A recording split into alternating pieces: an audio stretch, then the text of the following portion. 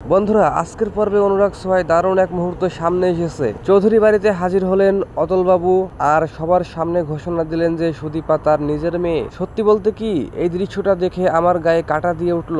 এতদিন ধরে যে রহস্যটা লুকিয়ে রাখা হচ্ছিল, অবশেষে আজ সেটা প্রকাশ পেল। এদিকে বড় মা তো সবটা আগেই টের পেয়ে গেছিলেন, তাই দৌড়ে চলে গেলেন অতুলবাবুর কাছে। সেখানে গিয়ে তিনি হিমাদ্রি বাবুর নাম তুলে আনলেন।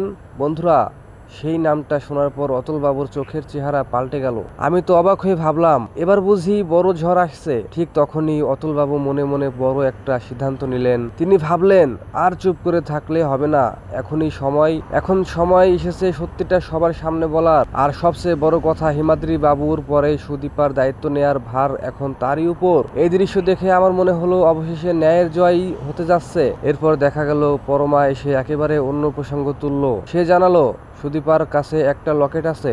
আর অবাক করার মতো বিষয় হলো, ঠিক একই লকেট তার বাবার কাছেও ছিল।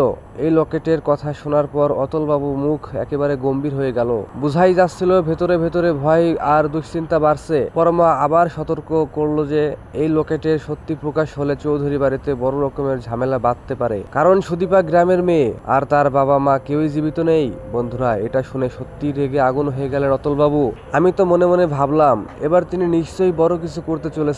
হ্যাঁ, তাই হলো। সমস্ত প্রমাণ হাতে নিয়ে বড়মাকে পাশে নিয়ে চৌধুরী বাড়িতে উপস্থিত হলেন অতুলবাবু। অন্যদিকে বড়মা স্পষ্ট জানিয়ে দিলেন আদিত্যকে যে সুদীপাকে তিনি কখনো মেনে নেবেন না। শুধু তাই নয়, নানা খারাপ কথা বলতে লাগলেন সুদীপা আর তার বাবাকে নিয়ে। এই সময়ে দৃশ্যটা দেখে সত্যি খারাপ লাগছিল, কিন্তু ঠিক তখনই অতুলবাবু ভালোবাসা নিয়ে সামনে এসে দাঁড়ালেন। তিনি আর দেরি করলেন না, সবার সামনে সমস্ত প্রমাণ তুলে ধরে ঘোষণা দিলেন যে মেয়েকে আমি এতদিন খুঁজে বেড়াচ্ছিলাম, আজ প্রমাণ নিয়ে হাজির হয়েছি। এই সুদীপাই আমার মেয়ে। বন্ধুরা, এই কথাটা শোনার পর সবাই একেবারে স্তব্ধ হয়ে গেল। বড়মার মুখের ভাষা বন্ধ হয়ে গেল। প্রমাণের ভিত্তিতে সবাই বুঝতে পারলো যে সুদীপা আর পরমা আসলেই যমজ দুই বোন। অতুলবাবু তখন আবেগে ভেসে বললেন, আজ থেকে তোমরা দুইজনই আমার মেয়ে। সত্যি বলতে কি, এই দৃশ্যটা দেখে মনে হলো এতদিনের কষ্ট আর রহস্যের অবসান হলো আজ। আমার তো চোখ ভিজে গিয়েছিল।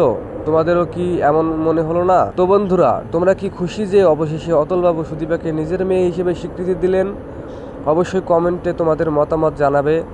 আর এমন আপডেট পেতে চাইলে চ্যানেলটা সাবস্ক্রাইব করে পাশে থেকো।